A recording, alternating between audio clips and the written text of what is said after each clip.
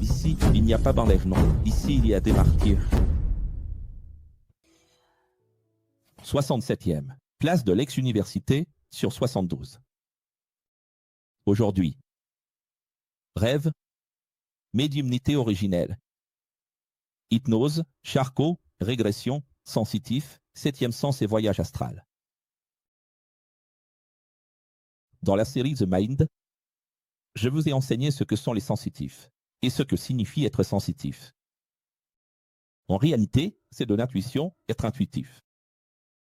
La glande pinéale, qui est le seul organe non divisé, non dual de notre corps, et cela en dit long, n'est-ce pas?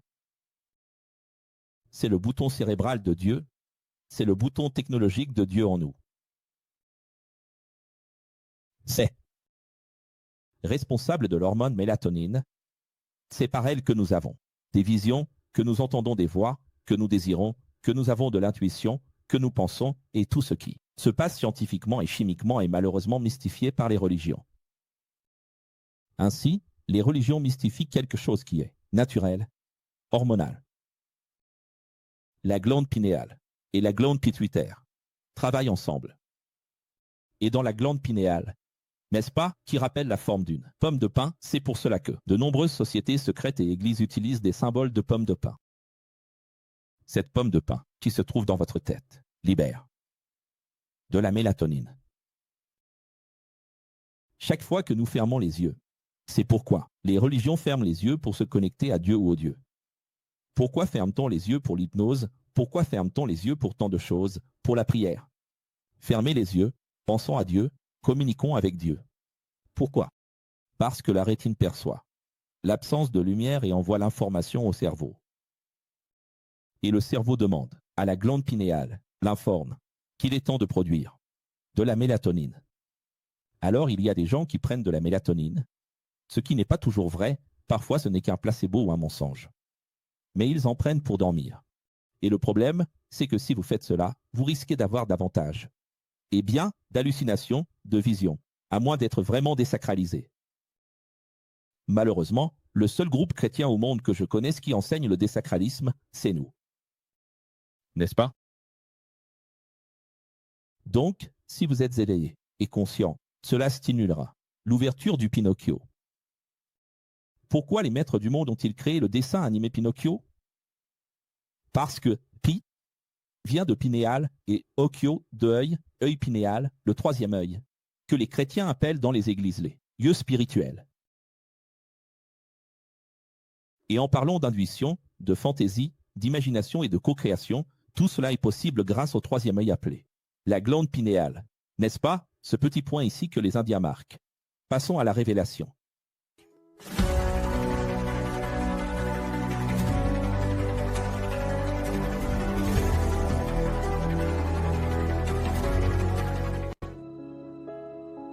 Je vous ai toujours enseigné, lors des symposiums de préparation pour les professeurs et les élèves des écoles, à atteindre 3 choses. On y va? Ceux qui ont déjà participé à ces symposiums savent que je vous ai toujours appris à atteindre ces 3 choses et à ne jamais les oublier. Sentiment, sémaphore et perspicacité. C'est très difficile d'écrire ces termes. Mais l'un est un néologisme et les 2 autres sont des mots anglais. Qu'est-ce que le feeling? C'est par là que la sagesse se manifeste. Et cela ne doit pas être mystifié. Qu'est-ce que le sémancole? C'est avoir de l'autocritique. Pourquoi y a-t-il tant de personnes qui n'ont pas de sémancole? Hier, ce n'était pas raccourt sur le sexe, les relations. Vous avez vu que j'ai parlé du sémancole dans le sexe, de toujours regarder la personne dans les yeux pendant l'acte. Et de percevoir le retour. Et cela vaut aussi pour l'amitié, pour une conversation. Parfois, tu as une conversation rapide avec ton patron t'accorde un moment, tu peux parler avec lui 1 minute. Regarde-le dans les yeux. Les gens, la plupart des personnes peu évoluées, elles parlent avec les autres mais elles ne regardent pas. Dans les yeux. Il faut regarder dans les yeux pour percevoir s'il y a un retour. Tu dois avoir du bon sens. Le regard de la personne va montrer si elle reçoit ou non ce que tu dis. D'ailleurs, quand vous allez enseigner sur l'ex, faire connaître l'ex à quelqu'un, aborder quelqu'un dans la rue, commencer à dire la vérité, est-ce que son regard est réceptif? Suite. Son regard est-il fermé? Arrête. Ne gaspille pas d'eau. Donc ce bon sens, c'est savoir s'arrêter. Avoir du bon sens, c'est ne pas gaspiller ses mots, ne pas gaspiller son énergie. Et celui qui n'a pas de bon sens ne se rend pas compte, alors il n'arrête pas de parler, il dévalorise tout et fait tout de travers. En plus, il offense les gens, révèle des secrets, fait tout de travers. Donc il faut avoir du bon sens. Un sage a besoin de bon sens. Un homme sage a besoin de sentiments. Qu'est-ce que le feeling? C'est, au-delà du sens de plénitude, ce sens de perception, de gestion, d'expérience. La vie t'a appris à saisir les choses, à ressentir les choses, à comprendre les choses. Et avec l'insight, qui est l'intuition, la véritable médiumnité, la capacité d'avoir le revelard. Haeckel, quand il parle d'illuminar, de revelard, c'est un insight.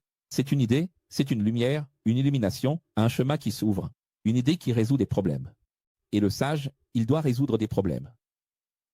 Le sage ne fuit pas les problèmes, le sage les résout. Tu as déjà remarqué qu'un enfant apporte ses problèmes à l'adulte et c'est à l'adulte de les résoudre. C'est l'adulte qui résout les problèmes. L'adolescence est cruelle quand on prend conscience parce que tu te rends compte que tu n'as plus quelqu'un pour résoudre tes problèmes à ta place. Que maintenant c'est à toi de les résoudre. Alors, de quoi est faite une vie d'adulte?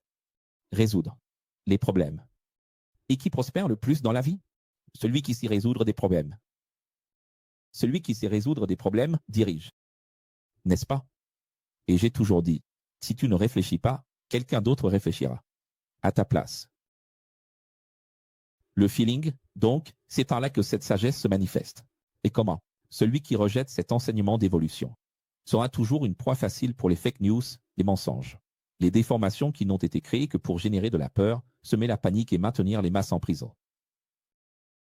Donc, si tu ne m'écoutes pas maintenant, si tu ne fais pas table rase de tes idées et que tu dis « Ah, ça ne m'intéresse pas », tu resteras toujours aliéné. Parce qu'un sage a besoin de ces trois choses et ne peut pas avoir peur. La femme n'est plus intuitive et plus sensitive que l'homme, mais les deux peuvent évoluer. Ainsi, l'homme peut devenir de plus en plus émotionnel, après la raison, et la femme peut devenir plus rationnelle. L'homme peut développer sa sensibilité, il peut développer son côté sensible. Alors, la médiumnité existe-t-elle? La médiumnité mystique, non. Donc, ni mysticisme, je vous l'ai toujours dit, ni mythicisme. C'est une erreur ici, il faut enlever le S. Ni mythicisme, qui vient de mythe, mythique, mais équilibre. Qu'est-ce que le mysticisme et le mythicisme? Ils ne sont séparés que par un S, c'est sans foi et avec foi.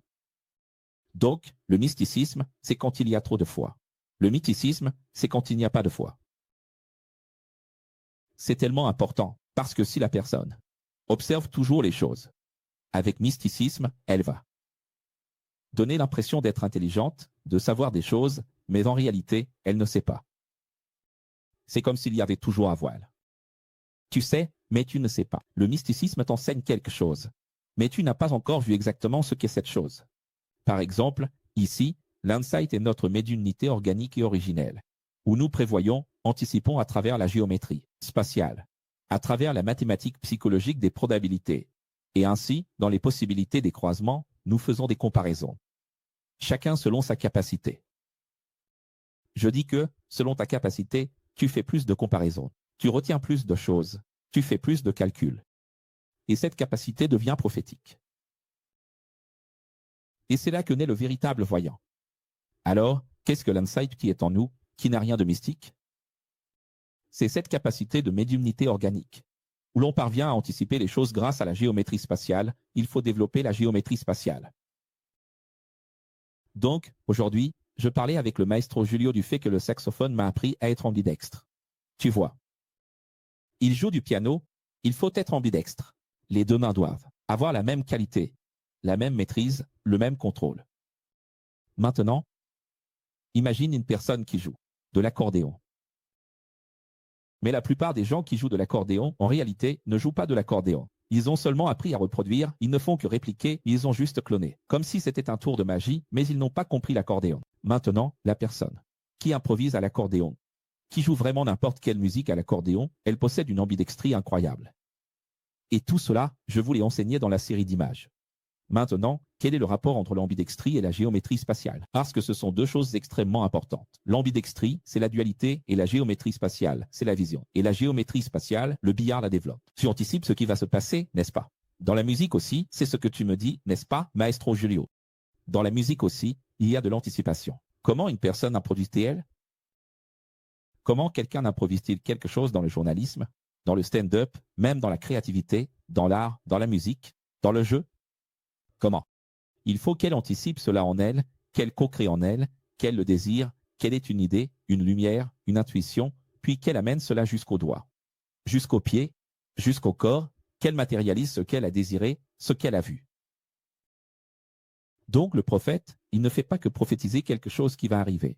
Il prophétise et il fait lui-même en sorte que cela se réalise. Car c'est cela le véritable ex. Il dit, ça va arriver. Et c'est lui-même qui fait, en sorte que cela arrive. N'est-ce pas? Mais les prophètes de la Bible, professeurs? Eh bien, eux, ils impliquaient tout le peuple. De Dieu, YHWH, Yah, et toi, tu n'impliques pas le tout, alors limite ton ego. Tu viens à moi avec tes compréhensions erronées de tes expériences.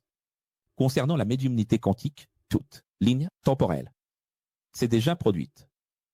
N'est-ce pas ce qu'on apprend dans Dark? Et c'est pour cela que nous pouvons accéder à des frames de la matrice. Je ne sais pas si vous vous souvenez d'un ancien cours à moi. Dieu est le code source. Qui se souvient de ce cours? Le commencement et la fin. Et la fin est le commencement. Cela signifie que si tout s'est déjà produit et que nous sommes prisonniers du temps, de l'espace et de la matière, il peut arriver que, dans certains laps de micro-temps, l'homme finisse par voir des images. Les images sont des photos de ce qui va arriver, mais ce phénomène est très rare. Et ce n'est ni un raccourci, ni une erreur de Dieu dans le code, dans le codex de la vie, dans le codex divin de la vie. C'est-à-dire, la vie est un code, nous sommes prisonniers de ce code, de cet hologramme. Mais même si, grâce à la médiumnité, une personne plus sensible, plus ouverte, avec un sixième sens plus développé, parvient à capter une image du futur et à la ramener dans le présent, cela ne se produit pas parce que Dieu choisit cette personne spéciale pour lui montrer ce qui va arriver. Non, parce qu'en réalité, tout ce que nous vivons ici s'est déjà produit. Nous avons déjà existé, tout est déjà passé, car le temps n'existe pas. Nous sommes prisonniers d'une simulation temporelle. C'est ça? Les damons, petits-enfants de Dieu, qui se souvient de l'ancien cours, les relations sexuelles de Dieu dans le crible, basées sur la Genèse 6. Avant de me juger, avant de dire des bêtises, des sottises, de jugement religieux, va lire Genèse 6 dans ta Bible. Lis Genèse 6 et arrête d'être idiot. Vous savez déjà ce qui va se passer. Donc, en plus de la ligne temporelle chrono, comme l'appelaient les Grecs, ils comprenaient déjà cela et c'est pourquoi ils anticipent des faits dans des religions, qui offrent à leur orixa des rituels qui sont des contrats dangereux avec le monde spirituel. Non seulement les orixa, mais de nombreuses religions dans le monde, à travers leur rapprochement avec ces entités spirituelles, proposent des raccourcis. Des raccourcis, comme prédire l'avenir. Donc, les voyants, les chiromanciens, les cartomanciens, ces personnes arrivent à lire et à prédire l'avenir. On parle ici des gitans, n'est-ce pas? Parfois, ce ne sont que des techniques, parfois ce n'est que de la physiognomonie, rien de plus, juste de la science. Mais parfois, cela peut vraiment être spirituel, lié au démon, et pour cela il faut un rituel. Ce pacte, cet accès au monde à venir. Pour réussir à voir ce qui va se passer demain, dans les images de demain, cela a un prix. Est-ce que cela peut vraiment arriver? Oui, parce que les démons, tout comme Dieu, sont des êtres spirituels, et les êtres spirituels sont intemporels. Ils ne sont pas prisonniers du temps. Mais les professeurs ne sont-ils pas ici-bas, dans cette dimension maintenant? Ils se trouvent entre cette dimension temporelle et la dimension intemporelle. Rêves mystiques. Les rêves mystiques sont, comme les horoscopes, les signes astrologiques. Rappelons-nous et apprenons. Pourquoi les rêves mythiques sont-ils comparables aux horoscopes et aux signes astrologiques? As-tu déjà lu ton horoscope? As-tu déjà beaucoup lu d'horoscopes dans ta vie? Tu y crois? Oui ou non? Quel est ton signe astro? Révèle-le.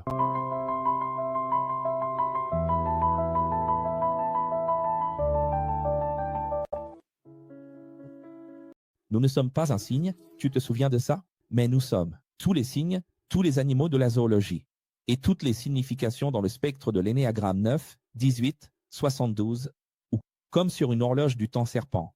Le serpent Ouroboros est l'horloge. Pourquoi l'horloge est-elle circulaire? C'est un serpent, la ligne du temps, n'est-ce pas? Nous passons d'heure en heure, de minute en minute, de signe en signe au fil de chaque année que nous vivons. Donc je suis né sous le signe du lion, parce que c'est comme si j'étais né. C'est le 7e mois. Mon mois, c'est le 7e. Comme si j'étais né à 7 heures. C'est juste pour, évidemment ça ne colle pas exactement, mais c'est pour que tu comprennes. Juste pour que tu comprennes. Je suis né en juillet, c'est comme ça qu'on l'appelle, je suis né en 7. Chaque mois, je ne sais pas si vous le savez, porte le nom d'une entité spirituelle. N'est-ce pas? Chaque mois, oui, janvier, février, mars. Et pas seulement les mois, les jours de la semaine aussi, sont tous liés à des entités spirituelles.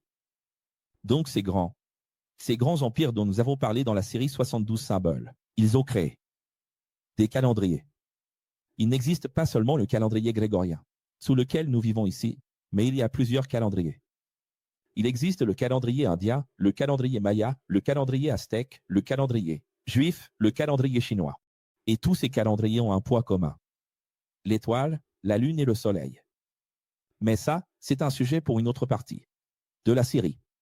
Je voulais juste vous montrer pour que vous compreniez que le nom des mois, des jours est toujours lié à un astre céleste et que cet astre représente une entité. Nous, qui connaissons la pluralité de Dieu, comprenons que Dieu est tout ce temps. Donc Dieu est janvier, Dieu est février, Dieu est mars. Dieu n'est pas seulement la planète Mars, Mars. Dieu est tous les mois, toutes les planètes, tous les temps, tous les cycles. Dieu est le temps et hors du temps. Mais là-bas, dans le système religieux, il y a un problème avec ça. Les gens sont pleins de peur, de mysticisme, ils jugent et ne veulent pas en parler. Et d'ailleurs, ce qu'on voit le plus, ce sont des gens d'église qui croient à l'horoscope, qui croient au signe astrologique. D'ailleurs, c'est super important. Tu vas rencontrer quelqu'un, c'est quoi ton signe? Ah, on ne va déjà pas s'entendre. Comme si c'était vrai. Parce qu'en réalité, je suis né lion, mais je passe par tous les signes et je termine ensuite en lion. C'est un cycle. C'est donc la compréhension originelle. C'est pour ça que les prévisions des horoscopes tombent juste ou à côté. Pourquoi crois-tu qu'elles tombent juste ou à côté? Elles tombent juste parce que, oui, tu es Balance, parce que, oui, tu es Verseau, parce que, oui, tu es de tel.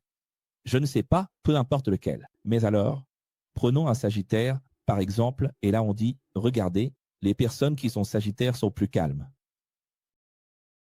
Elles sont plus calmes? Tu vas trouver des Sagittaires qui ne sont pas calmes du tout. Alors, comment ça colle? Tous les lions sont des leaders. Je connais des lions qui ne sont pas du tout des leaders. Je connais beaucoup de lions qui ne sont pas des leaders comme moi. Bien donc? Alors, l'horoscope, ça colle. Non, mon cher, ça ne colle pas. Pour qu'il y ait cohérence, pour que quelque chose soit vrai, il faut que ce soit vrai du début à la fin. Oui ou non? Du début à la fin. Dans les églises, les fils de témoignage ne racontent que ce qui a marché. Ce n'est pas la même chose, c'est la même chose. Qui va faire la queue pour donner un témoignage, va raconter quoi? Ce qui a marché, ce qui n'a pas marché. Personne n'en parle. N'est-ce pas? Avec les rêves, c'est pareil. Les sites et les livres qui enseignent l'interprétation des rêves se trompent et réussissent aussi. Alors la personne rêve toute la nuit de plein de choses. Mais au réveil, elle ne va raconter aux autres que le rêve qui l'a le plus marqué, celui qui s'est réalisé. Elle ne va pas raconter le reste de ses rêves, n'est-ce pas? C'est un peu comme ça. Le reste, c'était juste le fruit de mon imagination, mais celui-là, en particulier, c'est Dieu qui m'a parlé. Et voilà que tu arrives avec tes expériences en disant que Dieu t'a parlé en rêve et que ces rêves se sont réalisés, n'est-ce pas? Là, il y a de tout.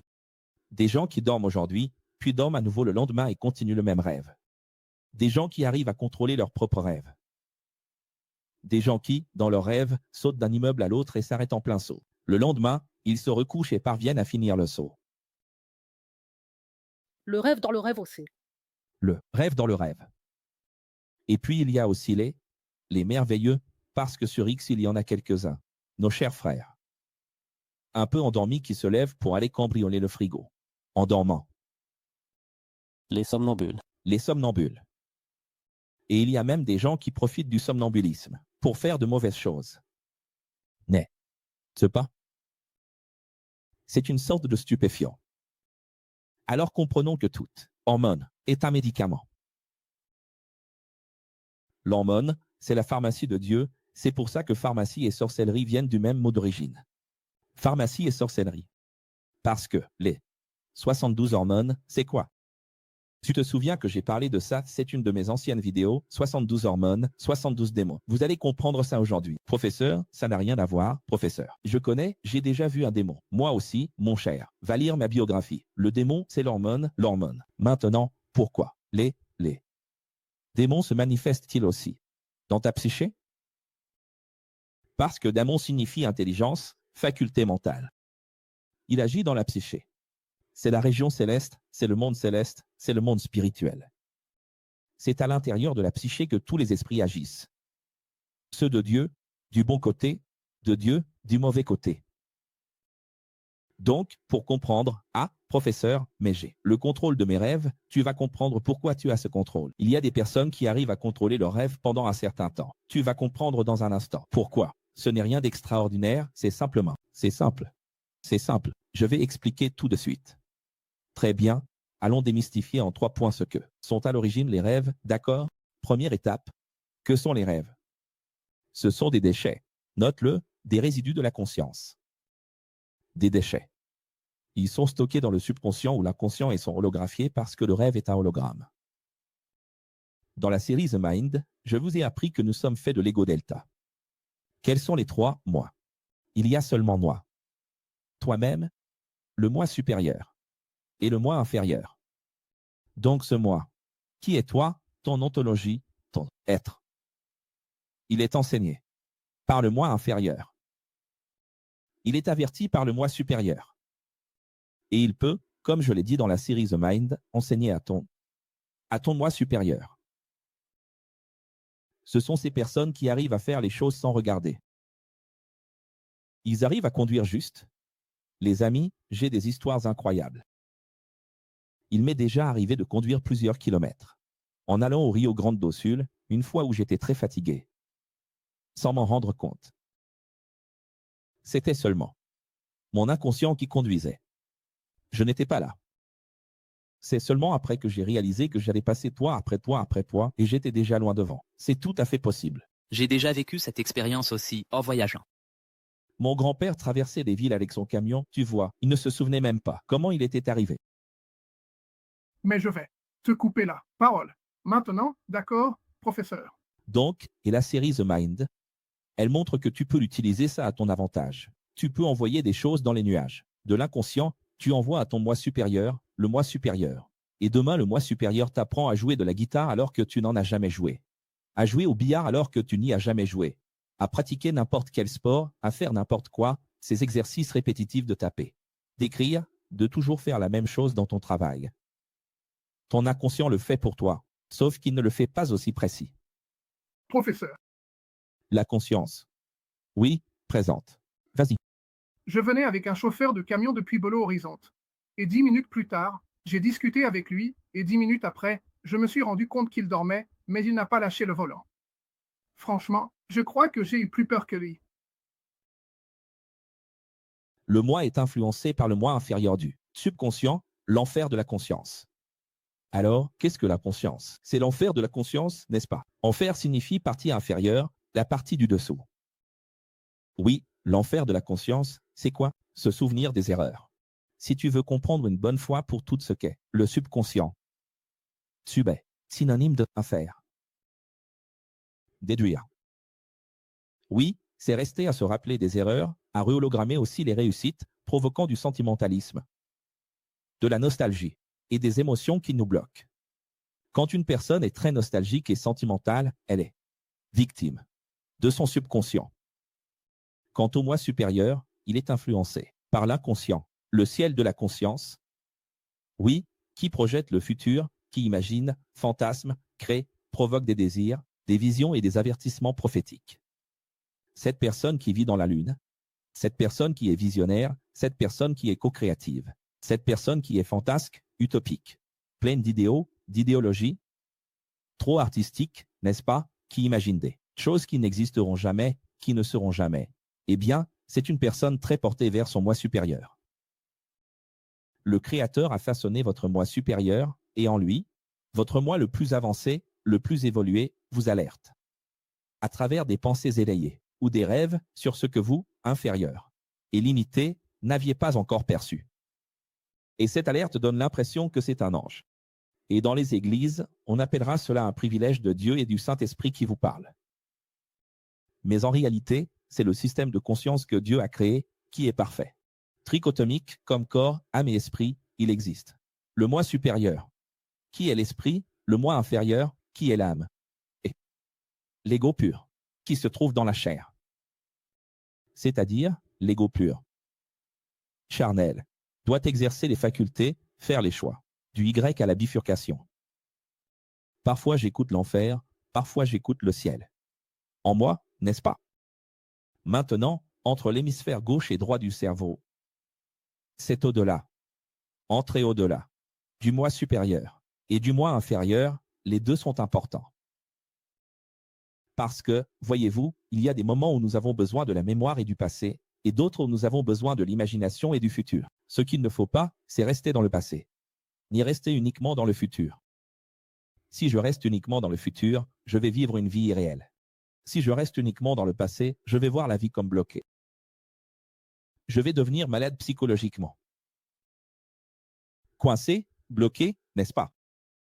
Maintenant, c'est là que les gens disent, n'est-ce pas? Ah, tu me préviens, n'est-ce pas, Lilia? C'est le monsieur qui prévient. Mais où préviens-tu? Le rêve que tu as fait.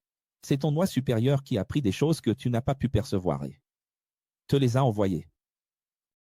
Et alors les gens disent, rêver d'eau sale, rêver de rose, d'odeur de mort, rêver de. Quoi d'autre qu'ils disent? Aide-moi un peu. Crâne, serpent. Les dents, c'est la mort. Dents.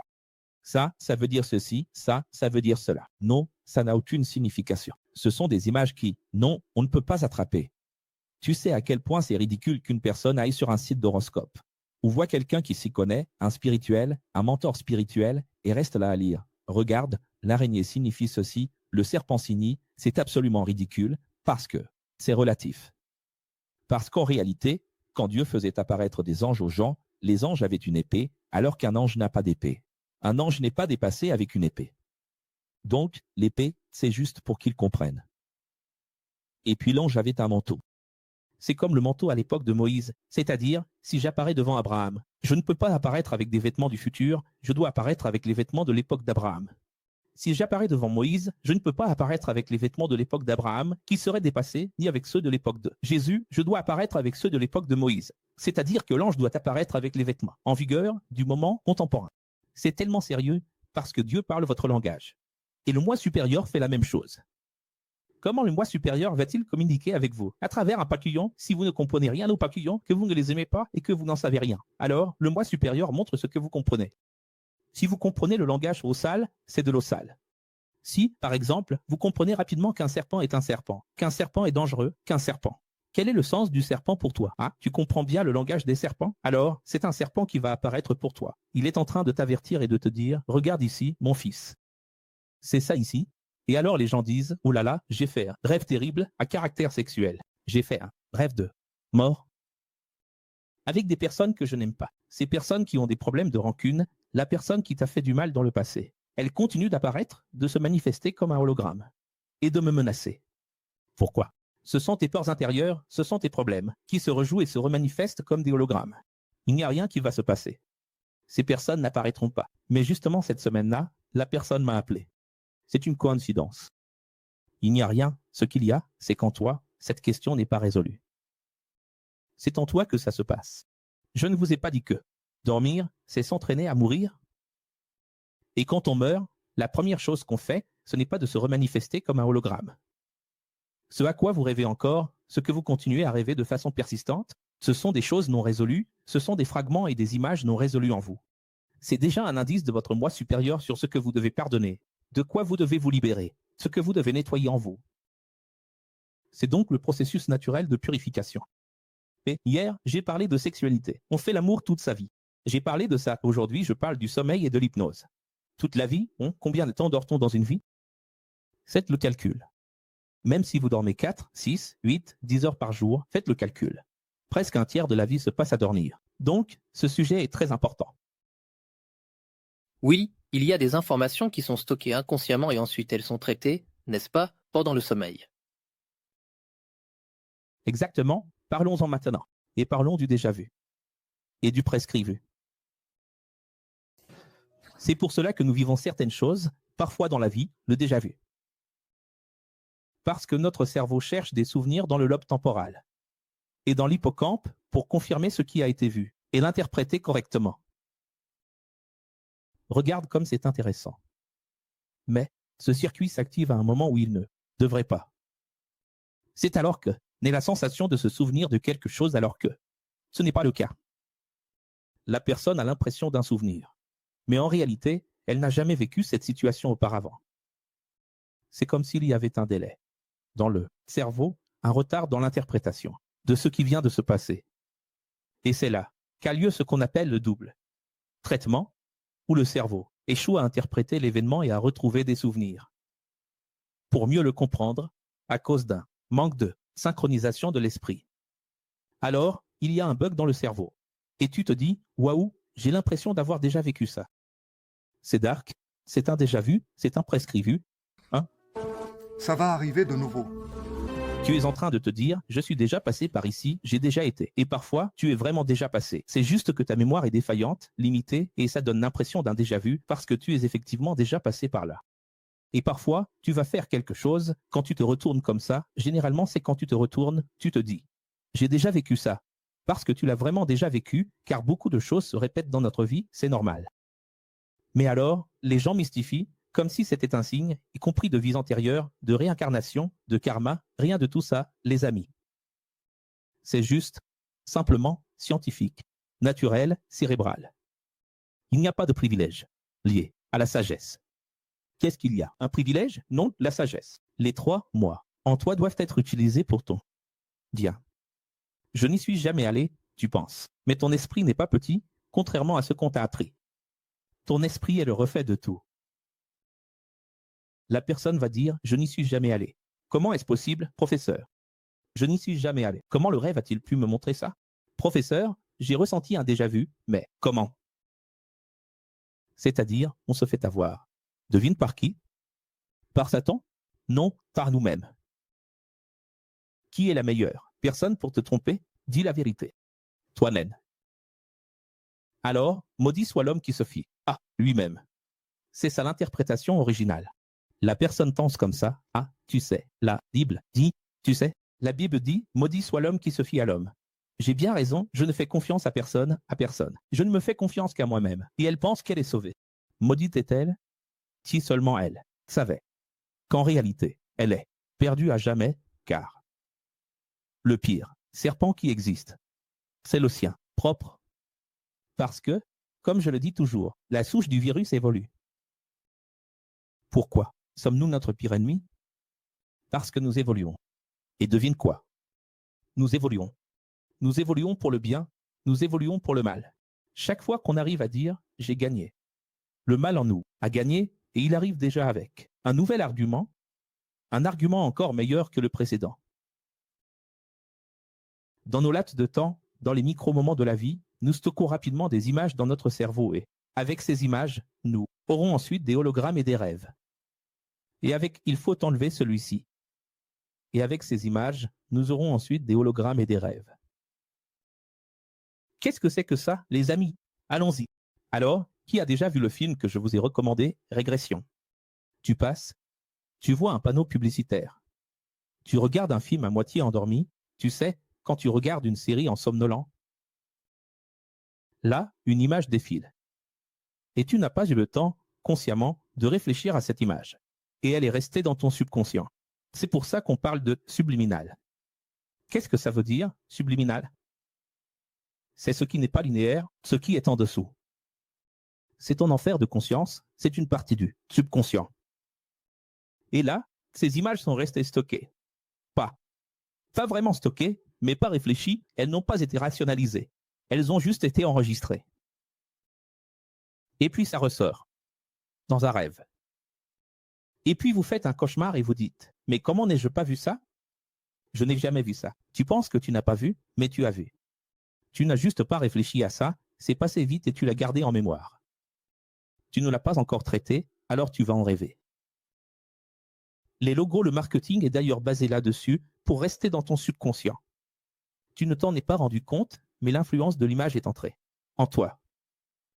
Alors, tout ce à quoi nous n'avons pas le temps, à cause de la vie trépidante, de réfléchir, de philosopher, de penser, tout cela est resté stocké dans un petit dossier dans notre subconscient.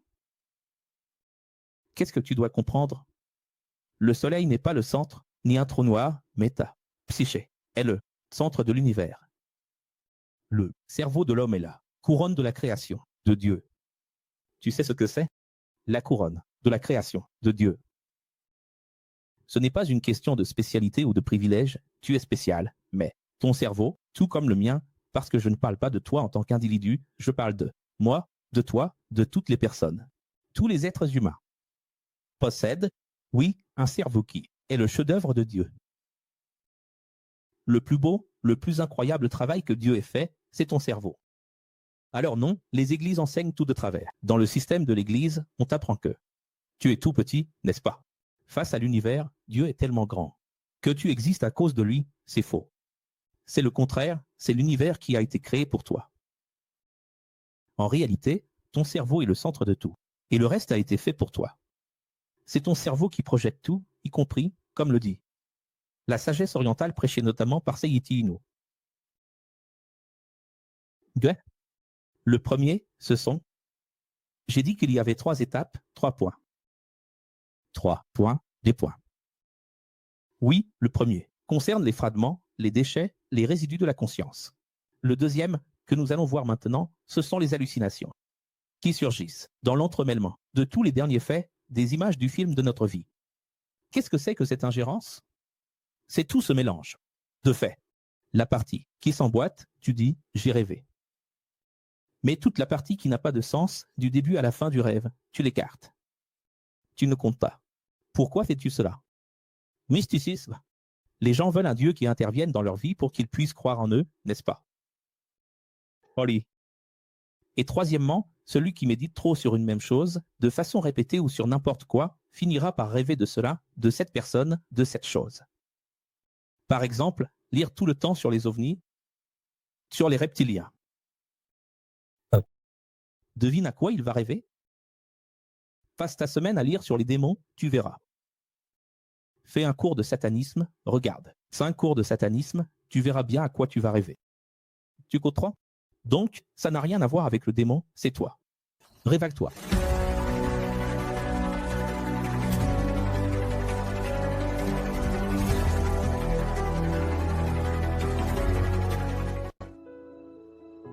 Au fur et à mesure que tu évolues, tu perdras la peur, et à mesure que tu perdras la peur, les cauchemars vont disparaître. Avant d'atteindre l'ex, la personne voyait des anges, voyait des démons, anges, diables, Satan. Elle arrive à l'ex, elle évolue, elle perd la peur, elle évolue, devine quoi? Tous les démons disparaissent. Tu vois? Imagine que tu lis sur le pacte avec le diable, le pacte avec le diable, le pacte avec le diable, à quoi tu vas rêver? Par exemple, il y a des gens qui ont peur de la musique de fond. Pour l'amour de Dieu, enlève cette musique de fond. C'est sérieux. Sérieusement, il m'est déjà arrivé de mettre une musique de fond lors d'une rencontre et la personne, oh là là, cette musique de fond me fait peur. Enlève cette musique de fond. Si une personne pense comme ça, imagine le reste. Imagine à quoi ressemblent les rêves de cette personne. Si cette personne ne m'écoute pas maintenant, n'est pas humble, ne parvient pas à se dépasser en maîtrisant son corps, elle sera une proie facile pour le système. Je répète ça plusieurs fois. Qui ici a peur de regarder des films d'horreur? Comment on surmonte une phobie en fuyant ou en affrontant? Et, comme le dit ma chanson contre l'addiction, qui s'en souvient? Si tu regardes le making-of, tu perds la peur de l'horreur. Va regarder le making-of d'un film d'horreur, puis reviens regarder le film d'horreur. Tu vas te dire, tu vas commencer à rigoler. Tu vas commencer à rigoler. Maintenant, je me souviens comment ils ont fait cette scène ici. Tout est en fond vert. Ici, tout est fond vert, tout est faux. Je te conseille même, si tu as peur de regarder ce genre de film, ou si tu penses qu'il y a des choses sataniques autour de ça, d'aller sur leur chaîne et de taper « Making of ». Tu vas regarder et tu vas trouver plein de chaînes sur Instagram, YouTube, TikTok qui montrent comment les films sont réalisés. Là, tu vas démystifier tout ça en toi. Et quand tu auras démystifié, tu n'auras plus peur. Regarde comme c'est intéressant. Donc, quand la sagesse augmente, la peur disparaît. C'est vraiment triste parce que si tu es très peureux, toi qui me regardes, si tu n'arrives même pas à dormir, la lumière éteinte. Il y a des gens qui n'arrivent même pas à dormir, dans le noir. Cette personne est très superstitieuse. Une personne comme ça, c'est qu'une personne superstitieuse. En fait, il y a même des gens qui, quand un membre de la famille vient de mourir, n'arrivent pas à dormir la lumière éteinte. C'est-à-dire, tu crois à ces choses-là. Tout ce à quoi tu crois, tu en es l'esclave. Es-tu esclave de quelque chose? Tu y crois, oui. Écoute, il faut que tu comprennes une chose. La vie a deux principes fondamentaux, la foi et l'amour. Et ces deux choses, oui, ces choses, ces éléments, nous sauvent et nous condamnent, nous emprisonnent et nous libèrent. L'amour, l'amour. Si j'aime, je suis prisonnier. Si je crois, je suis prisonnier. Tout ce en quoi je crois, tout ce en quoi je crois, m'emprisonne. Tout ce en quoi je ne crois pas me libère, me relâche. Et c'est pour ça que les gens quittent le système religieux et se perdent. Il n'y a pas un professeur, là, qui était de l'Aix, du Paraguay, et qui maintenant dit qu'il ne croit plus en rien. Pourquoi ces personnes finissent-elles par partir? Elles découvrent l'Aix et ensuite se perdent? Parce qu'alors elles ont éliminé toute la peur grâce à Akel. Elles sont très reconnaissantes. Merci, Akel, merci. Elles ont perdu toute peur et pensent avoir trouvé une vérité encore plus grande que celle d'Akel. Sauf qu'elles ont oublié qu'elles doivent redescendre du sommet à mi-chemin de la montagne pour faire l'exercice d'empathie, pour emmener les autres là où elles sont arrivées. Car c'est ça, la mission de la vie. Et comme l'a dit Paul, je me remets les chaînes, par amour, pour le tout. C'est ça, l'exercice. Alors, aimer, c'est se lier? Regarde, célibataire, ça veut dire tout seul, tout seul, pas attaché. Mariage, la personne est arrêtée. Et qui a dit qu'être attaché est toujours mauvais? Tu vois? Regarde la dualité de la chose. Qui dit que se lier par amour est mauvais? C'est terrible si tu te lies à un criminel. C'est terrible si tu te mets les chaînes pour devoir dormir, vivre et cohabiter avec quelqu'un qui est criminel, avec quelqu'un qui est menteur, avec quelqu'un qui est infidèle. Mais attachez-vous à une personne incroyable. Qui a dit que c'est mauvais? Ce sont donc des choix de vie. Et les gens ne comprennent pas que toute élévation, toute montée, en compréhension, génère en nous du courage. Qu'est-ce que la foi à l'origine? Courage, détermination, audace. Ce courage, c'est la véritable foi. Et aujourd'hui, les gens viennent me voir et me disent « Professeur, j'ai la foi », mais ils sont remplis de peur. Je ne comprends pas. Dans les églises, on les appelle des croyants, mais ils sont pleins de peur. Peur de l'enfer, peur de Satan, peur. Moi, je n'ai pas peur, je te regarde ici, je n'ai vraiment aucune peur. Tu n'as pas peur? Pombagira, crâne d'Exu, Lucifer. J'invoque Lucifer à côté de toi maintenant. Jabiron. Alors, les mots ont-ils du pouvoir? Les mots n'ont pas de pouvoir. Est-ce que je suis en train d'invoquer? Non, parce que l'invocation, ce n'est pas le mot magique, ce n'est pas ma bouche. Ce n'est pas en disant ça que je vais attirer quoi que ce soit. C'est mon cœur, c'est mon intention. Je dois vraiment le vouloir. Il faut vraiment que je sois en train d'invoquer ou d'évoquer. Il y a juste plein de gens maintenant qui disent « le sang de Jésus, allez, va-t'en ». Mais pourquoi? Regarde la taille de la tête. La tête est trop petite, tu comprends? Professeur, j'étais une enfant peureuse et à l'adolescence, quand je me suis convertie, puis plus tard devenue pasteur, je croyais que j'avais le don de chasser les démons et je me croyais même forte, et pourtant je suis restée peureuse. Au point de ne jamais dormir le dos tourné vers le vide, sentant toujours des présences mauvaises. Et ça n'a pris fin que lorsque j'ai connu l'ex, et que j'ai démystifié tout ça, sincèrement. Mon Dieu. Écoute, il y a des choses qu'elle nous raconte ici qui. Vas-y, Wilson. Je n'ai perdu la peur de dormir dans le noir qu'après tes enseignements, après un jour où tu as dit « ces gens qui ont peur de dormir dans le noir ».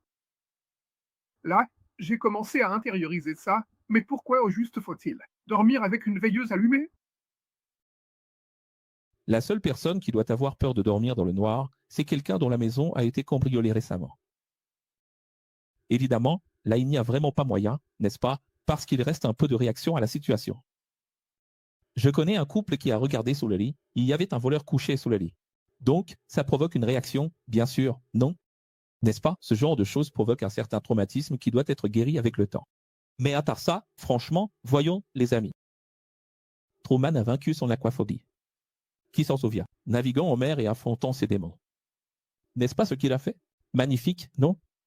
J'ai affronté ma peur. Pourquoi Pierre a-t-il coulé dans la mer alors qu'il arrivait déjà à marcher sur l'eau? Il n'a pas réussi à marcher sur l'eau. Et pourquoi a-t-il coulé? Parce qu'il a eu peur. On parle du 7e sens?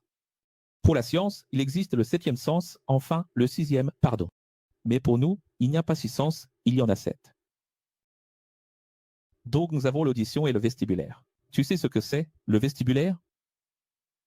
Le vestibulaire, c'est notre capacité donnée par l'oreille, qui chez les animaux passe par la queue et par. Dans le cas des chats, c'est parler. Les moustaches. Par les moustaches. La taille, il ne faut jamais couper les moustaches d'un chat, parce que c'est son vestibulaire. Le vestibulaire, c'est cette capacité d'équilibre, de présence. Et notre capacité de présence, étonnamment, se trouve dans l'audition, dans l'oreille. Notre oreille nous donne l'équilibre. La vue, le toucher, l'odorat, le goût est là. Proprioception. Qu'est-ce que la proprioception? C'est la perception sensorielle, de la localisation donnée par les muscles. Et le 7e, il faut corriger ici. Le 7e, le 3e œil, qui est le 7e sens. Cela, c'est la partie spirituelle.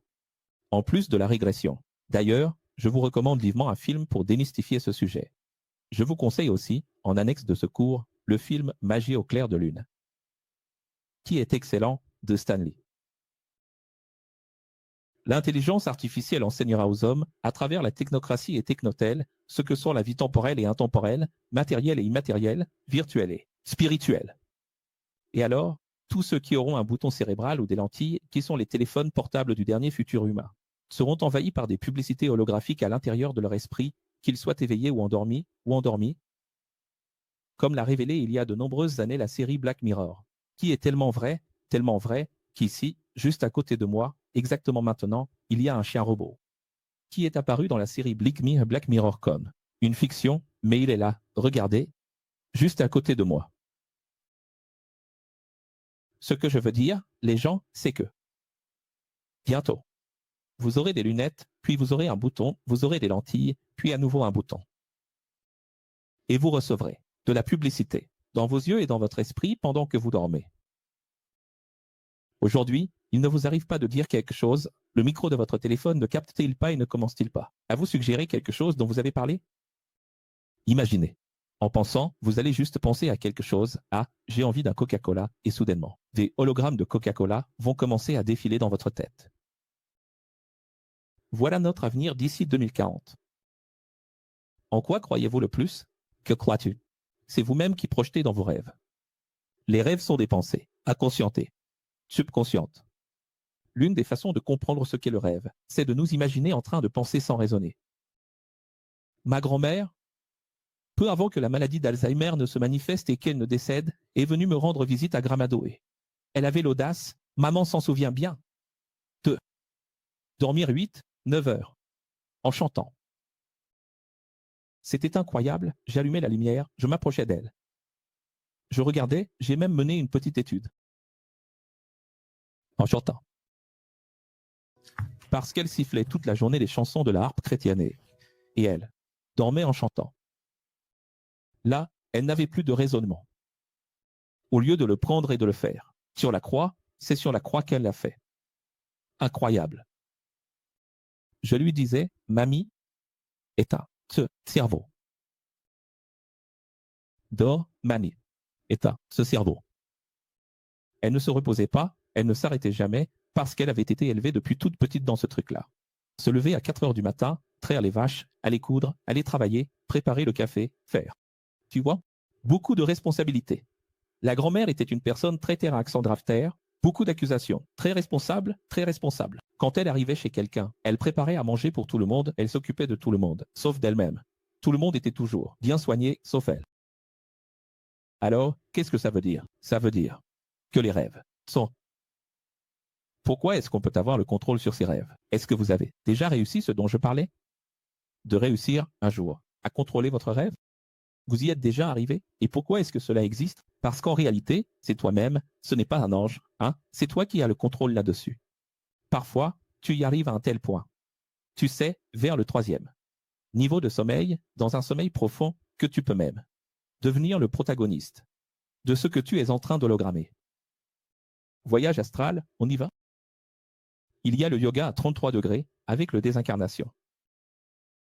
Certaines personnes disent avoir vécu des projections de conscience flottant au-dessus de leur propre corps et se voyant de l'extérieur. Oui, j'ai eu de nombreux élèves qui sont venus me rendre visite. L'un d'eux à Balneario Camboriú m'a dit « Professeur, je suis déjà venu ici dans cette salle, je t'ai déjà vu ici. Ces derniers jours, je suis venu ici en voyage astral. J'ai demandé « Ah, et j'étais habillé, pas habillé, comment j'étais ?» Non, je n'ai pas réussi à bien voir. Ah, alors c'est du pipeau, mon garçon, arrête. C'est vraiment n'importe quoi, non? Ces gens croient à ces choses-là. Je suis venu ici, tu me crois. Ces derniers jours, j'étais ici. J'étais chez moi, je me connectais, je suis entré chez toi, j'ai tout vu, j'ai tout vu. Tu as vu? Tu as vu quoi? Ah, je ne vais pas le dire. N'est-ce pas? Ah là là, laisse-moi te dire un truc. Oui, ils témoignent qu'ils arrivent à se voir. Tourner, oui, tournant dans les airs au-dessus de leur corps, allongés et flottant à l'horizontale.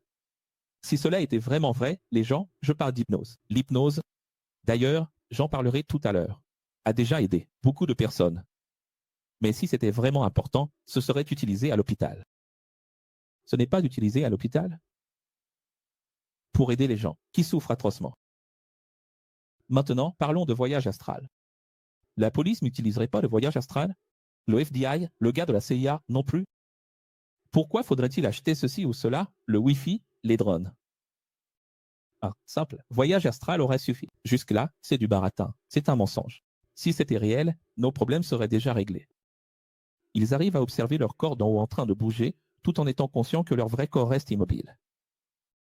Mais les scanners cérébraux, en laboratoire, ont révélé qu'il existe une forte désactivation du cortex visuel, tandis que le côté gauche de plusieurs zones associées aux images synesthésiques reste très actif.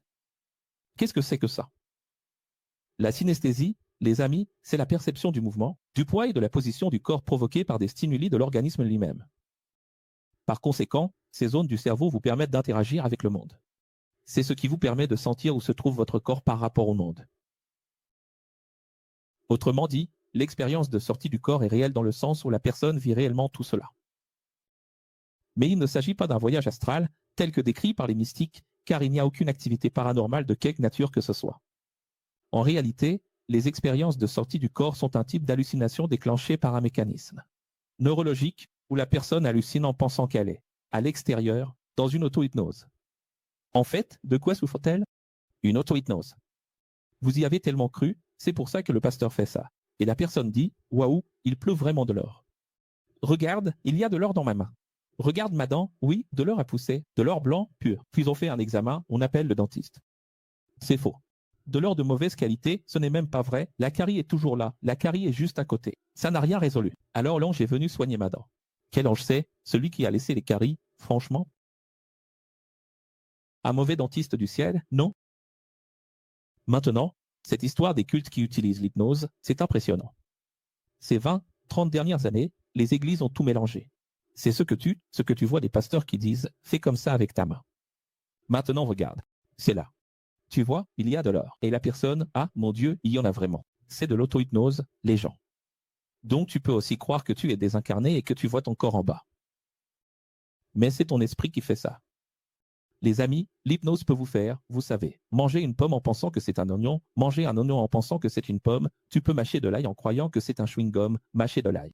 Tu peux, d'ailleurs, il y a des gens qui marchent sur des braises brûlantes. En Inde, des personnes qui montent des escaliers faits de lames de rasoir, des escaliers faits de lames, sans se couper, uniquement grâce à l'induction hypnotique, uniquement par la concentration, parce qu'ils ne relâchent pas leur poids en posant le pied, d'une manière tellement incroyable qu'ils ont un tel contrôle de leur corps qu'ils ne se blessent pas. Ils ne laissent pas le poids de la gravité agir. C'est ça, la maîtrise, c'est la synesthésie, et ce dont j'ai parlé ici, le labyrinthe vestibulaire. Tu vois ce que je veux dire? Donc c'est tellement incroyable, encore plus incroyable, qu'il y a des gens qui arrivent à revenir de l'hypnose, enfin, à rester dans l'hypnosé, à oublier leur propre nom, et à adopter une autre identité. Tu vois? Il y a aussi un très bon film à regarder à ce sujet, un film un peu plus dur, qui s'appelle Fragmento. N'est-ce pas? Fragmento. Et même celles qui ont réussi un jour à sortir de leur corps, ce détachement ne dure jamais plus que quelques secondes. Même si quelqu'un parvient vraiment à se détacher, à un niveau d'élévation incroyable dans le bouddhisme, même là, ce ne sont que des secondes, sinon Dieu ne serait pas juste. De permettre une faille dans la matrice, un raccourci, une ouverture. Il n'y a pas d'ouverture. Qu'est-ce que c'est, hypno? Le dieu du sommeil. En grec, sommeil, somnolence, le dieu du sommeil, la mythologie grecque, la personnification du sommeil. Incroyable mais vrai, daimon, en grec, signifie aussi intelligence cérébrale, comme je viens de le dire, et cela signifie également état de sommeil. Le mot daimon, en grec aussi, signifie état de sommeil. Pourquoi? Parce que tout l'ordre céleste des anges et des démons se passe ici, à l'intérieur. Tout se passe ici, à l'intérieur, n'est-ce pas? Cela étant compris, passons à l'hypnose originelle. L'hypnose est un état de conscience modifié, dans lequel la personne est très réceptive à la suggestion. Contrairement à ce que l'on dit, que les hypnotisés sont aliénés, en réalité, ils sont loyaux, ils croient, ils se livrent, peut-être de façon passive, et parce qu'ils ont une telle foi, grâce à la voix directrice d'un maître, ils parviennent à se maîtriser et à vivre des expériences fascinantes. Elles-mêmes. Et non pas le mythe selon lequel quelqu'un est en train de te tromper, de te séduire, de t'emmener quelque part. Non, rien de tout cela. C'est absurde. C'est toi-même qui va réussir à t'approfondir dans la transe. Et là, à travers différents niveaux, différentes couches de transe, tu peux faire beaucoup de choses et vivre une expérience fantastique.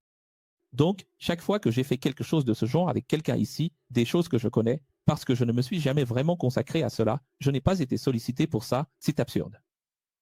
Mais les fois où je l'ai fait, justement pour démystifier, comme Stanley dans Magie sous la Lune, ça a toujours été une expérience fantastique. Oui, ici, tu vois, ce jour-là. Je l'ai déjà fait avec les filles ici, je ne vais pas le faire aujourd'hui, mais il y a ça sur Instagram avec Idelma. Regarde. Je ne sais pas si vous avez déjà vu ce jour-là. Pour ceux qui n'ont jamais vu, allez sur l'Instagram de l'ex et vous verrez. La main collée, qui est la technique la plus facile au monde à faire. La technique de la main collée. Et d'ailleurs, elle m'y croyait. Pas trop. Maintenant, une chose importante que tu dois comprendre, c'est que si la personne n'arrive pas à être hypnotisée, c'est parce qu'elle n'a pas pris ça au sérieux. Parce qu'elle n'y croit pas à l'hypnose ou parce qu'elle ne croit pas à l'hypnotiseur. Donc, ça veut dire que s'il y a 5 personnes qui disent « je veux vivre cette expérience » et qu'une seule y arrive, c'est parce que cette personne croit plus en toi et au processus que tu es en train d'appliquer. Ce n'est pas une question de foi en toi. En fait, si j'essaie de vous hypnotiser et que vous n'êtes pas hypnotisé, cela signifie que vous n'avez pas tant confiance que ça en moi. Dans la série « Mademoiselle, j'ai révélé quand l'hypnose a été découverte et révélée au monde. » Qui s'en souvient? Et à quel point on pensait que ce serait la solution pour la médecine? Et ça l'a été? Non, pour les questions d'amputation. Tu imagines si, ce serait merveilleux? Non, on fait une hypnose, on ampute, on ne sent aucune douleur. Et ça marchait pendant un certain temps, mais ensuite l'hypnose s'estompe. Elle se dissipe. Par contre, les églises ont adoré? Non. Va à un cours d'hypnose. Sérieusement, je t'invite, et vas-y avec une caméra pour filmer et enregistrer. Et tu seras surpris d'apprendre que plus de la moitié des élèves sont des prédicateurs et des aspirants à la direction d'église. Devine qui sont les personnes qui font le plus de cours d'hypnose? Les responsables d'église. Tu te souviens du verbe essayer? Tu essaies et tu n'y arrives pas. N'utilise jamais le verbe essayer, car ceux qui essaient n'y arrivent pas, et c'est la grande clé pour hypnotiser quelqu'un en l'invisant dans un état de sommeil. C'est l'une des phrases les plus utilisées pour hypnotiser quelqu'un. Pour accéder à son esprit et ensuite la guider, c'est le verbe essayer.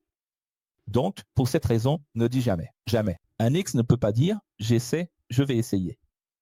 Jamais, jamais.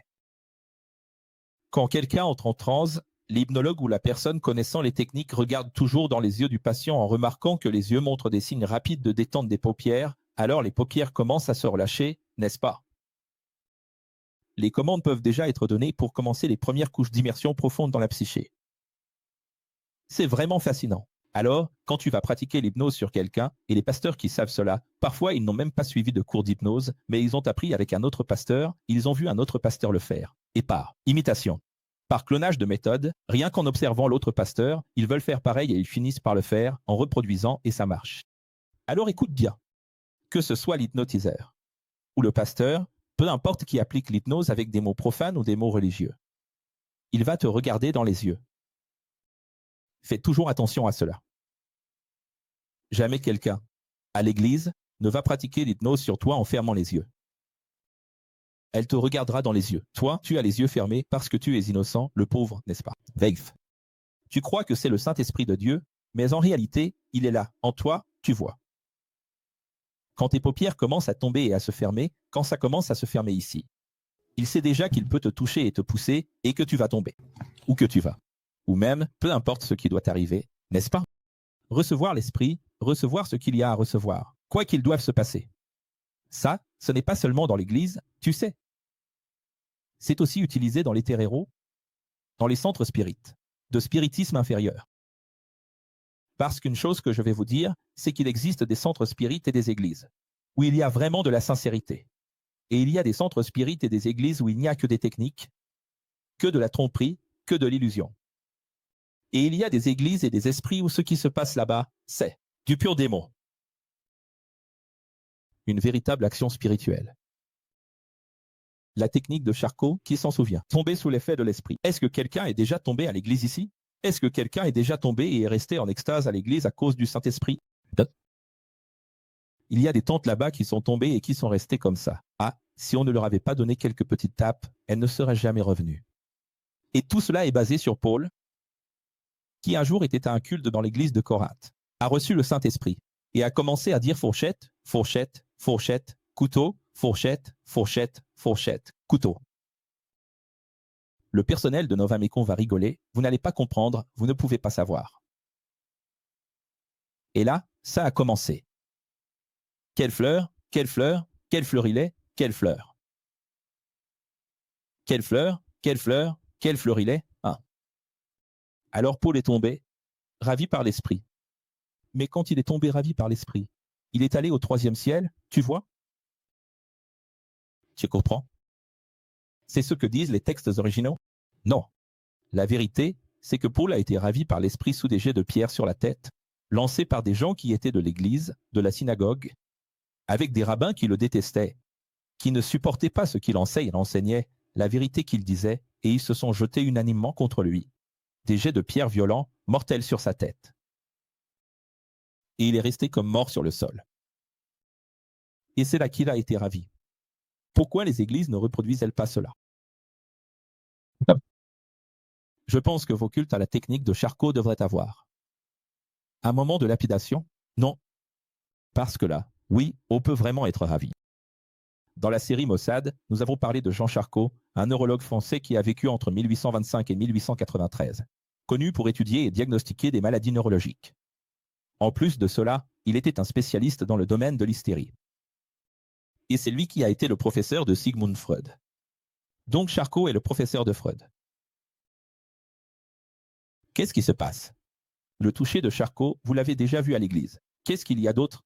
D'ailleurs, le pasteur qui pratiquait le plus le toucher de Charcot a été impliqué dans un scandale à l'époque de l'émission Fantastico. Il a fini là-bas, je ne sais pas si vous le connaissez, Marco Pereira, de Rio de Janeiro. Oui, il a été arrêté plusieurs fois et de toute façon. Ces pasteurs, que j'ai vus de près, font tomber les gens avec de l'huile, avec un coup de veste, de cravate. Mais pourquoi ça marche avec la veste, la cravate ou la main? En fait, peu importe, c'est le contact qui compte. Mais le contact ne doit avoir lieu que lorsque la paupière se relâche. Une fois relâchée. Maintenant, si la première personne tombe, l'induction collective devient plus facile. Vous avez déjà remarqué que dans l'Église, il n'y a pas de pouvoir de Dieu, il n'y a pas de pouvoir de Dieu, il n'y a rien. C'est à ce moment-là que le premier tombe, avec beaucoup de difficultés le deuxième tombe, puis le troisième tombe, le troisième. Alors Benny peut regarder et renverser toute la chorale. Vous avez déjà vu Benny faire tomber toute la chorale? Mais pourquoi Benny n'a-t-il pas pris, n'a-t-il pas regardé la chorale tout au fond, il y a une demi-heure, n'a-t-il pas regardé la chorale et fait Raduga? Pourquoi ne l'a-t-il pas fait? Pourquoi, il y a une demi-heure, n'a-t-il pas appliqué ça, sa magie? Parce qu'il faut d'abord en faire tomber un, puis un autre, et ensuite, après, on a l'hystérie collective. On ne peut pas commencer à faire tomber tout le monde d'un coup. Ça prouve quoi? Que ce n'est pas du tout le Saint-Esprit. Donc, les maladies et la tristesse psychosomatique peuvent être guéries ou atténuées grâce à des techniques hypnotiques comme le toucher spirituel de Charcot. Le toucher de Charcot est largement utilisé dans les églises évangéliques et catholiques, où les pasteurs et les prêtres touchent les fidèles pour les faire tomber en état de transe. Vous pensez que cela n'arrive que dans les églises évangéliques, mais il y a des églises catholiques à Sao Paulo, avec des prêtres qui remplissent l'église et font tomber les gens, et les gens adorent ça. Et le plus intéressant, c'est que l'église catholique est honnête. Elle est honnête. J'ai déjà montré cela dans une émission ici, je ne sais pas si vous vous souvenez. Oui, si une personne tombe chez les judéo-missionarios, si tu tombes là à l'Assemblée de Dieu, je ne sais pas d'où, là à la CCB, là à Deus et Amor, si tu tombes, écoute bien. Les pasteurs vont dire, c'est le Saint-Esprit, ne blasphème pas contre l'Esprit. Ceci est l'œuvre du Saint-Esprit, respecte. Gloire à Dieu. Mais si tu vas demander au prêtre, qui fait tomber bien plus de personnes, dans une église à Sao Paulo, ce n'est pas qu'un seul prêtre, il y a plusieurs prêtres qui font ça. Si tu demandes à ces prêtres qui font tomber, tu sais ce qu'ils disent? Non, ceci n'est ni le Saint-Esprit ni un démon. Ceci est une technique que l'Église a apportée, que j'applique, les gens tombent, se relèvent et se sentent mieux. Ils ne trompent personne, n'est-ce pas? Maintenant, s'ils veulent continuer à venir ici et tomber, si ça leur fait du bien. Tu comprends? Donc au moins l'Église catholique est vraie. Sur ce point, elle ne trompe pas en disant que c'est le Saint-Esprit. Maintenant, il y a le mouvement du renouveau charismatique qui malheureusement fait tomber les gens en disant que c'est le Saint-Esprit. Là, c'est un autre mouvement. À l'intérieur même de l'Église, les mains collées sont utilisées par des pasteurs trompeurs pour dire que c'est quoi? L'esprit ou un démon? Qu'est-ce qui est pire? Le pire, c'est que tu vas trouver l'Église, va sur YouTube et tape main collée. Tu vas voir un pasteur qui va faire la main collée, la technique que j'ai montrée ici. Et une fois que les mains sont collées, il va dire qu'il va appeler toutes les personnes avec les mains collées à l'avant. Il va dire, venez tous ceux qui ont une main collée. Vous avez une bénédiction. Le Saint-Esprit dit, vous êtes spéciaux aujourd'hui ici. Et j'ai déjà vu des pasteurs dire, ces personnes qui ont collé la main, c'est parce qu'elles sont dans le péché. Il y a quelque chose qui ne va pas dans votre vie, je vais prier pour la délivrance. C'est une œuvre de sorcellerie spirituelle ou un travail qui a été fait. C'est-à-dire, parfois le pasteur. Parfois c'est l'esprit, parfois ce n'est pas l'esprit. Il dit, oh, voilà Priscilla, oh, Priscilla. Vite fait, les gens. Regardez, ça m'est arrivé aussi, cette histoire de Macaulay. N'est-ce pas? C'était vraiment terrible. On m'a appelé devant tout le monde. Et on a dit qu'un travail avait été fait pour que je ne sois pas mère. Regarde ça. C'est fou.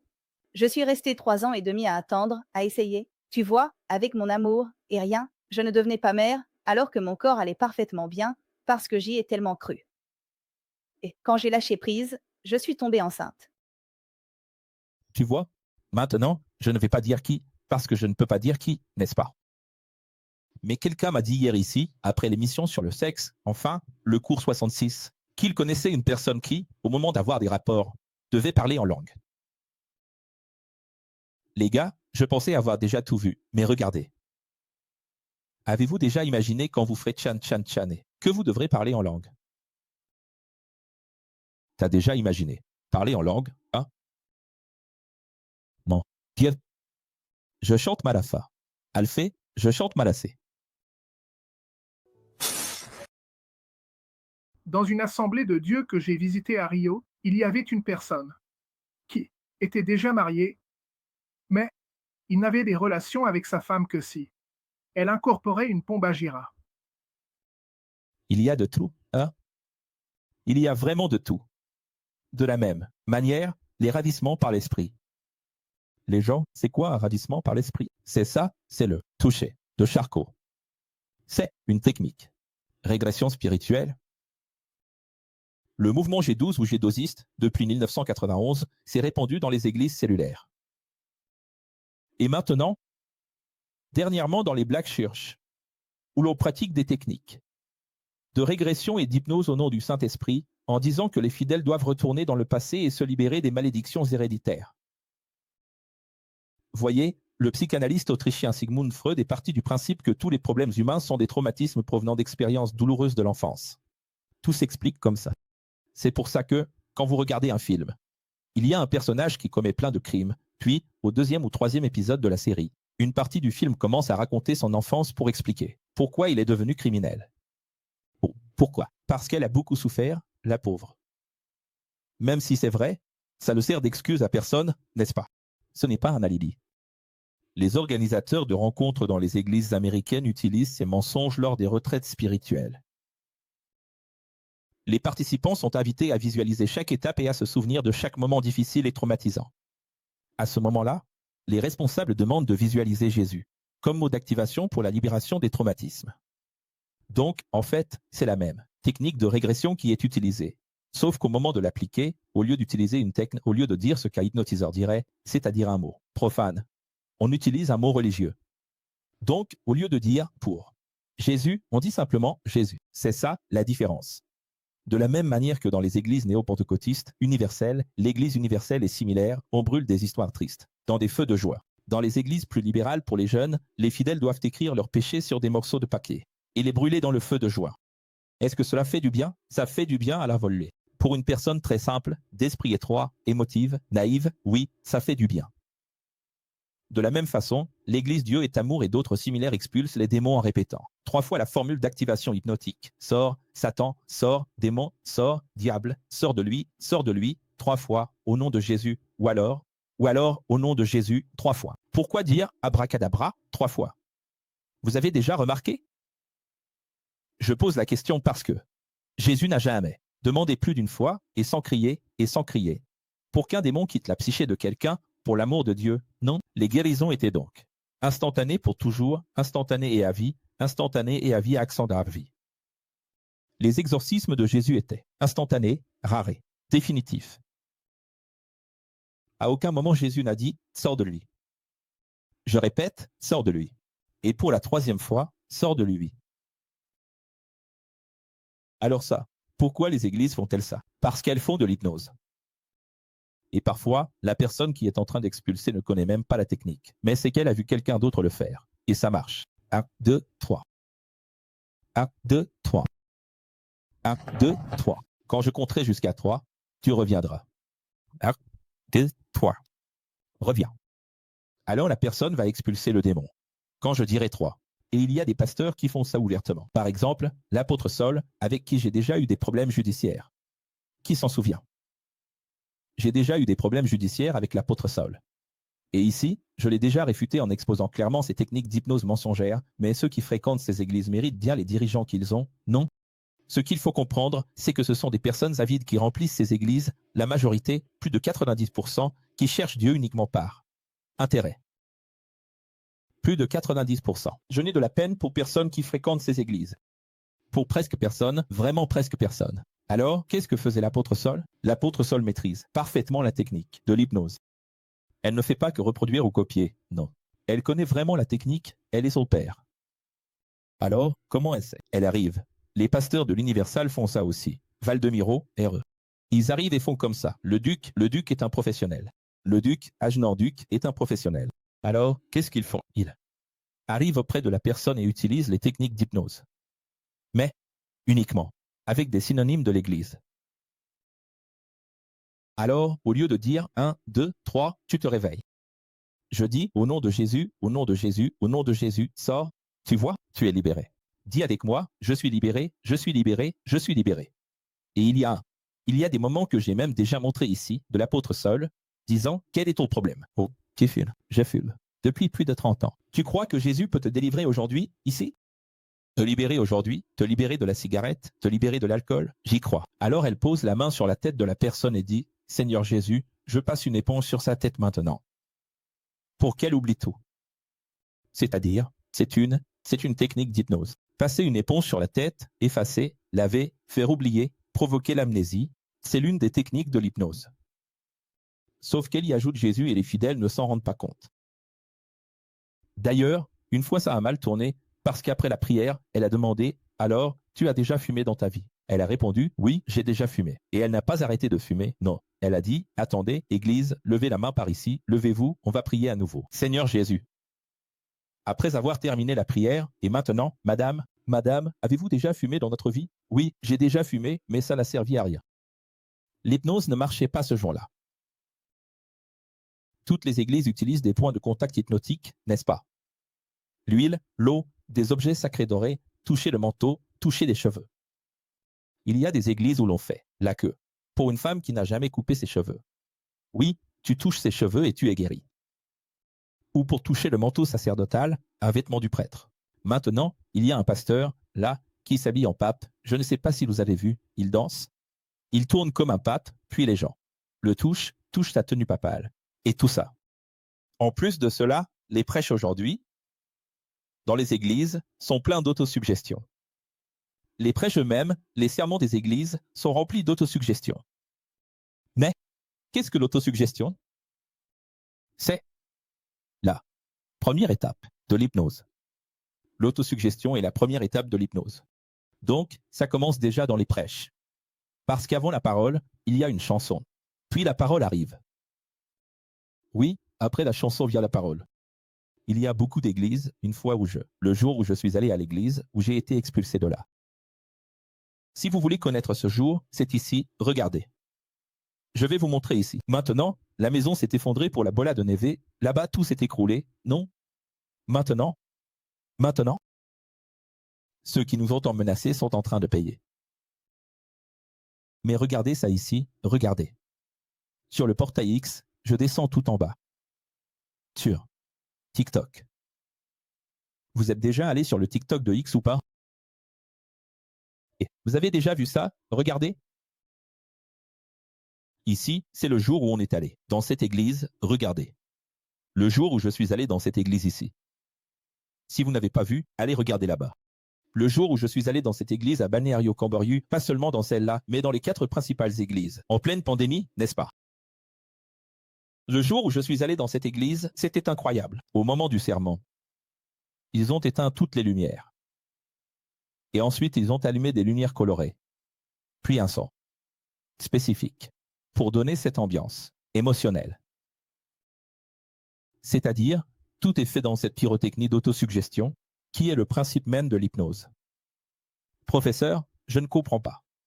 L'hypnose, c'est le sommeil, c'est la distraction. C'est faire en sorte que vous perdiez votre raisonnement. Moins de raison, plus d'émotion.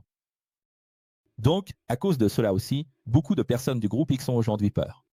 Alors on met de la musique, on va aux rencontres, on passe de belles chansons. Et les gens aussi disent « Mince, je ne me sens pas bien, professeur ». Et à des moments comme celui-ci, en 2017, tu vois, à cette époque-là, j'essayais de faire ressentir aux gens, avec moi, la joie. Des sages qui se réunissaient ce jour-là. L'église, c'est un rassemblement de personnes. Pour faire le bien.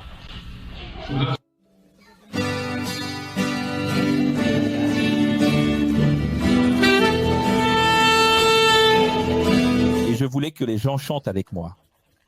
Et à cette époque-là, 50% des personnes là-bas à Sumaré étaient comme ça.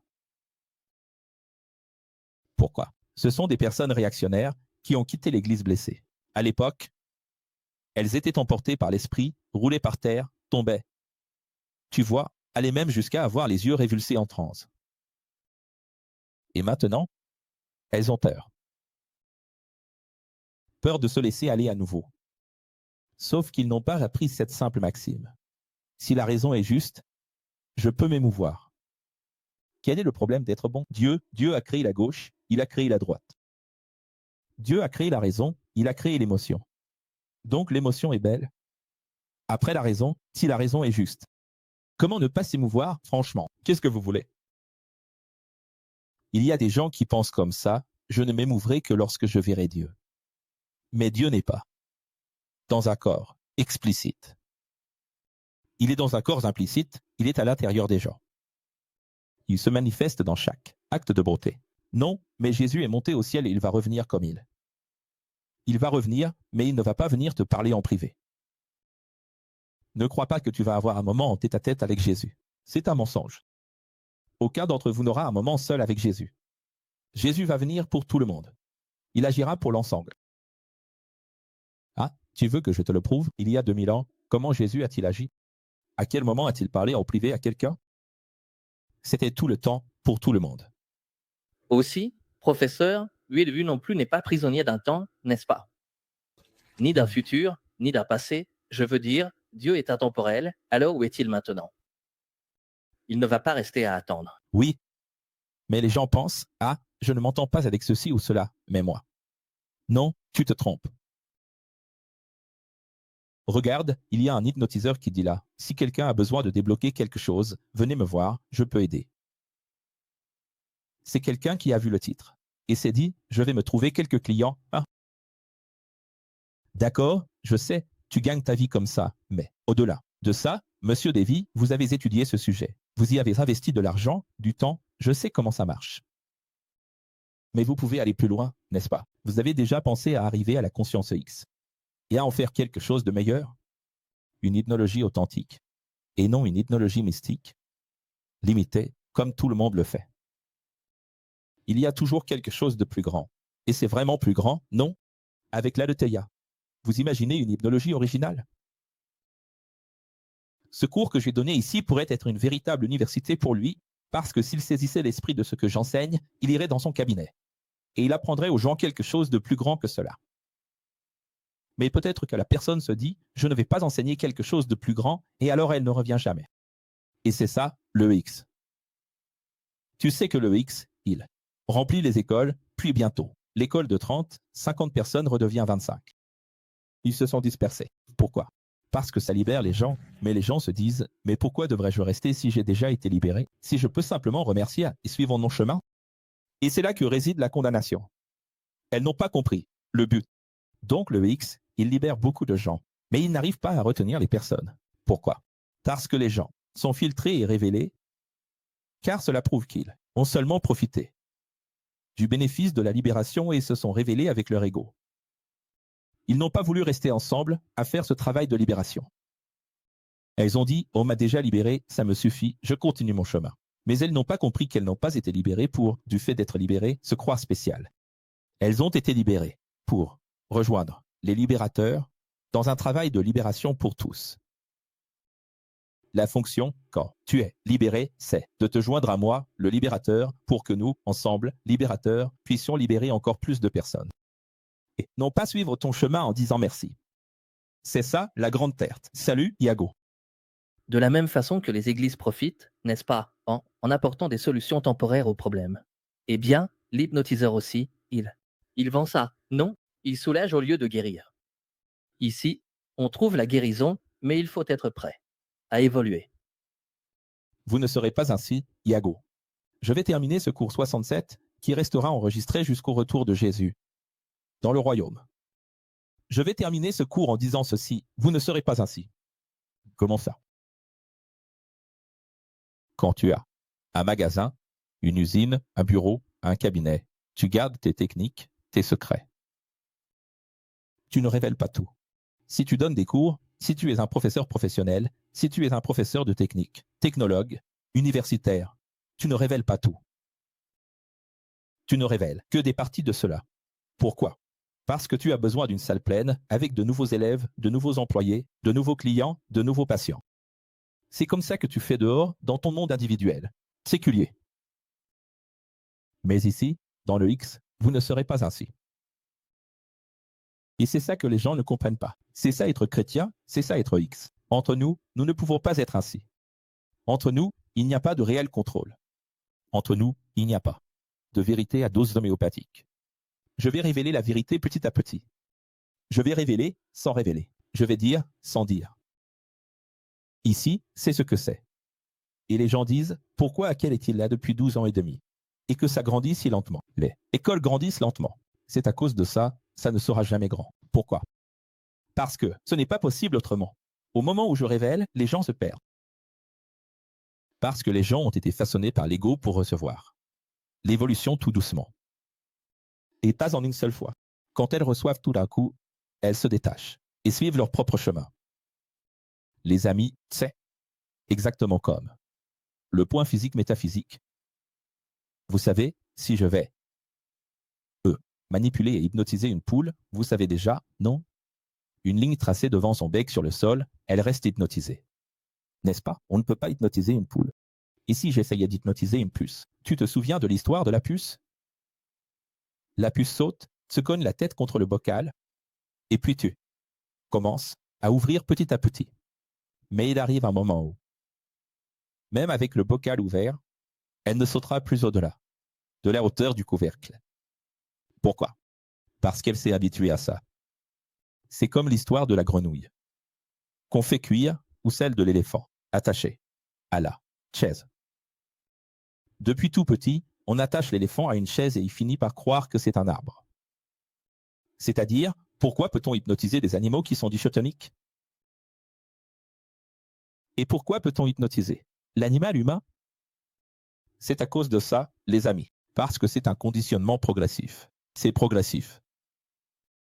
Et le X, lui, ne fait pas d'évolution progressive. Même si ici nous avons 72 cours, ce qui est progressif, mais c'est une évolution. Comment dire? Fulgurante. À des doses qui sont transformatrices, tellement puissantes, tellement puissantes, tellement puissantes que vous ne. Je vois qu'à aucun moment mon intention n'est d'être progressif, d'y aller graduellement. Je n'ai pas. J'ai commencé avec 322 cours, mais je n'ai jamais voulu ça. C'est que c'était la seule façon qu'on avait de présenter. Après, on est passé à 200, aujourd'hui 72. On ne peut plus réduire ça. 72, c'est le miracle de la formation. C'est le miracle de la formation parce que même Jésus a mis 3 ans et demi pour former ses disciples. Nous, on n'a que 3 mois maintenant. C'est le miracle des derniers temps. Alors, comprenez. Bon. Je vais continuer avec des doses kabbalistiques puissantes de transformation. C'est la vérité, le X est comme ça, il vous apporte toute la vérité. Bien sûr, je vous dis toujours qu'une lumière doit être placée au pied. Si on met la lumière dans les yeux, ça aveugle, ça n'aide personne, ça ne guide personne. On ne met pas la lumière en plein visage, on la met au pied. On ne laisse pas la lumière éteinte, sinon personne ne peut avancer dans le noir. On ne met pas la lumière en plein visage, sinon on ne peut pas non plus avancer dans le noir. C'est vrai ou pas? Quand tu es sur la route, ce n'est pas désagréable quand les autres voitures en face ont les phares en plein dans tes yeux, les pleins phares. C'est aussi désagréable que de marcher sans aucune lumière. Je pense que c'est même pire. Je crois qu'il vaut même mieux marcher sans lumière qu'avec la lumière en plein visage. Donc, l'ex ne vous met pas la lumière en plein visage pour vous rendre aveugle. Il la met à vos pieds. C'est pour ça qu'il y a 72 cours, ce sont 72 pas. Maintenant, qu'est-ce que tout le monde doit comprendre? Dehors, les gens sont malins, ils sont rapides. Ils sont rapides, n'est-ce pas? L'hypnologue est en train de dire là-bas que c'est un traumatisme d'enfance, qu'il faut se soigner. Là, il faut suivre ce pourquoi vous allez tailler, non? C'est comme ça que le système fonctionne. Et je vous respecte, mais il faut aller au-delà de ça. Nous devons comprendre que toutes ces professions vont maintenant être confrontées à l'IA.